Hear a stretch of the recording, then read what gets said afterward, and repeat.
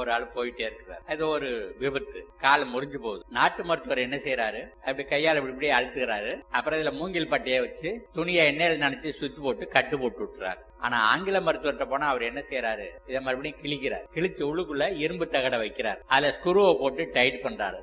மறுபடியும் இந்த கிழிச்சு தோலை சேர்த்து வச்சு தையல் போட்டு விட்டுறாரு. இதுவும் கொஞ்ச காலம் கழிச்சு குணமாயி போகுது. ஆனா என்ன பண்ணுது, உடம்பு வேண்டாத பொருள் எல்லாம் வெளியில தள்ளுது. அப்ப அந்த பிளேட்டை தள்ள பாக்குது, தள்ள முடியல, ஸ்க்ரூ போட்டு முறுக்கி இருக்கு. அந்த இடத்துல வலியா வருது. டாக்டர்கிட்ட போய், டாக்டர் வலிக்குது டாக்டர், இதை எடுத்துருவோமா அப்படின்னா, வேண்டாம் வேண்டாம் சும்மா இருக்கட்டும். இல்ல வலிக்குது, ஒரு ₹1,00,000 கொண்டுட்டு வாங்க.